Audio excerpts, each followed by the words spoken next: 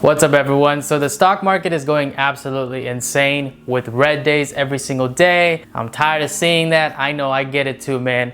My investments are also down. But I realized that instead of actually getting demoralized, I should find out the reason as to why the market is behaving this way. So I did some due diligence to find out as to what exactly is happening in the market. Why are things so red? What's going on? Whether it's gonna climb up or not. I found out some things, and today I'm gonna share with you 5 things that I found out about the market. Hopefully this helps you understand the market a bit more. Hopefully it gives you some inspiration. With that being said, my name is Cash. This channel is all about investing with cash. If you like my channel, hit that like button, hit that subscribe button, hit the notification bell so you don't miss any videos.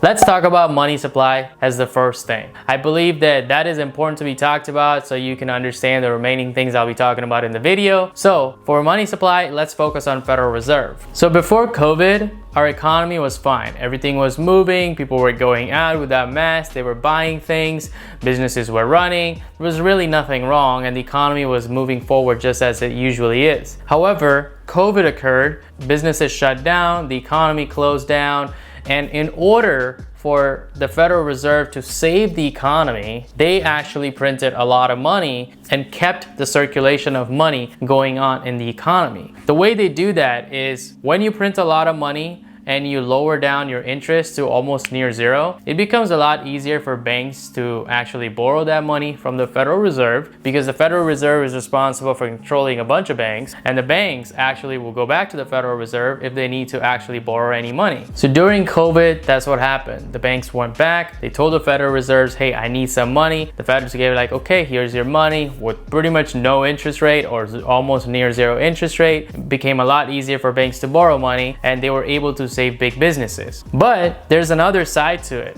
When you have really low interest rates, it disincentivizes, I don't even know if that's a word, but it makes people not want to invest in savings accounts. Think about it for a second. If interest rates are really low, you would not want to put your money into the savings account because you're not really getting a lot of return on it because the interest rates are really low, right? So it makes sense to not put your money into the bank for savings account when interest rates are low. So that's what a lot of people did. When interest rates went low during COVID, a lot of people did not put their money in the savings account or took out of their savings account and instead used that money to grow it by putting it into different assets. And one of those assets is stocks. It's not just taking away money from the savings account and not putting in the savings account, but also the fact that the government passed huge stimulus bills. People were receiving lots and lots of money, unemployment benefits, stimulus checks, and all that money that is not being saved has to be put somewhere, and people decided that they're going to grow that money and put into different assets. So that's why during COVID, the stock market was on crazy, insane, bullish runs. And a lot of stocks went really high and became very overvalued. However, new investors, when they got into the market, they weren't really aware of this economic cycles and they weren't really aware of how stocks move,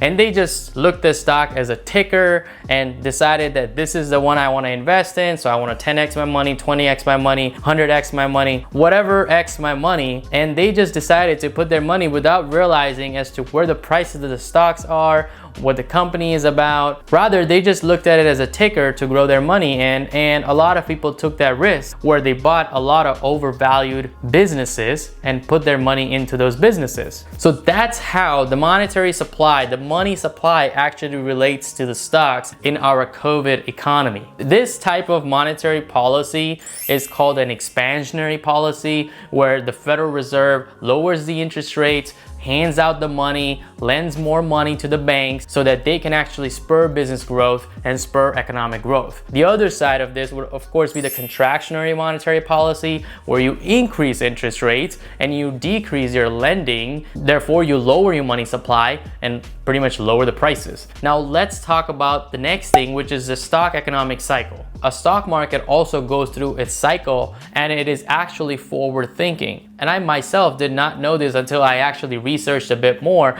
that a stock market is actually forward thinking, meaning it thinks almost 6 to 12 months ahead. One of the things is when a lot of these stocks were actually overvalued, they're going to come down at some point, because stocks cannot just keep rising up. Sorry to break it to you, buddy. They are not only there to just go up. At some point they have to go down. So if they're going to go down, it's going to come sooner or later. The only thing is people were not expecting it to come so fast. And that's why the market is going into chaos mode as of right now. If you look at the S&P 500 for the past 100 years, yes, the stock market has been on an absolute rise. During the different crises, the stocks do come down. During that time frame, they fluctuate a lot. However, over the long run, they have gone up. And that's just how the stock cycle works. Now we're actually approaching a time, or we're in a time, where the market is actually going through a correction phase. Now there's different types of correction phases. For example, the growth stocks, aka the stocks that are actually projected to grow at a faster rate compared to the average market, are taking huge hits. Tech stocks, energy stocks are taking huge hits where their stock prices are dropping dramatically. For example, LMND went down 40 to 50% drop. Stocks like Enphase went down, Neo went down, Palantir went down. A lot of growth stocks and tech stocks actually took huge hits and went through this correction phase. That is one of the risks that you're involving in when you actually invest in a growth stock. Yes, they grow at a much faster rate compared to the average market, but if they're growing at a much faster rate, they also can come down at a much faster rate. So now the third thing I want to talk about is during COVID and transitioning into post-COVID, a lot of people are worried that inflation's coming. And as I mentioned, stock market is forward thinking. That means people are anticipating that interest rates are going to go up and inflation is coming around. So what we're going to do is we're going to pull out of our money from the stock market because we're anticipating that interest is going to go up. So now I can start considering putting my money back into the savings account because I'm going to get a better return. Or since inflation's coming, what I'm going to do is take out my money from the stocks and hedge it with a different type of asset. This is why you've probably seen crypto market actually taking a huge run up, is because people are realizing that they are now in a position where they can transition from the stocks going to the crypto because they are aware that the inflation is coming and they want to transition before it even gets there.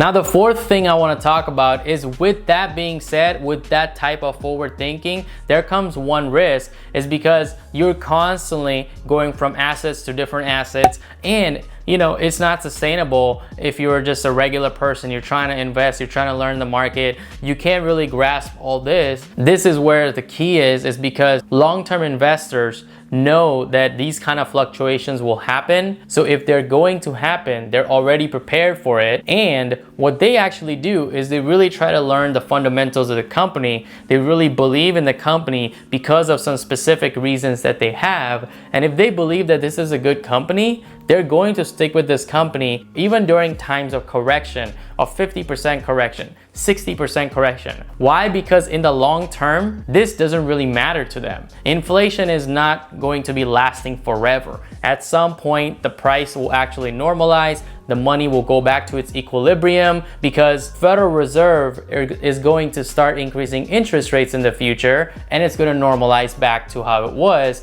Because when you increase interest rates, people are again diverging into savings, they're not spending too much money, and it's just a circle, okay? So that's how it's gonna usually happen. But so as a long-term investor, there's really not much to worry about, is because even if the prices do drop right now, you do know that in the long term, all this really means is nothing. This brings me to the fifth and the final reason of my strategies as a long-term investor, and hopefully these are some strategies you also adapt, that if you are a long-term investor, you should consider the fundamentals of the company, you should consider how the market is reacting, and take advantage of this to actually average down your costs. Dollar cost average your positions. I am not a financial advisor. However, these are not financial recommendations, but this is what I'm going to do. I'm going to dollar cost average my shares. I'm going to dollar cost average my positions so that I keep building my positions as well as continuously monitor my positions. I mean, this is the time when things are falling, when things are red, you buy the dip, you dollar cost average it down, and you continuously build your positions as long as you have faith in the company, you've done your due diligence, you've actually researched, and you really believe that they will be there in the long term. So I hope to learn some things a little bit about the money supply and the monetary system, the pre-post COVID and during COVID investment strategy, stock chart and the economic cycle for the stocks, the post-COVID inflation strategy and what people are actually doing and what is the investment sentiment, and my strategies as to what exactly I'm going to do in this market. My name is Cash. This channel is all about investing with cash. If you liked my video, hit that like button, hit that subscribe button, hit the notification bell, and stay tuned for the next video.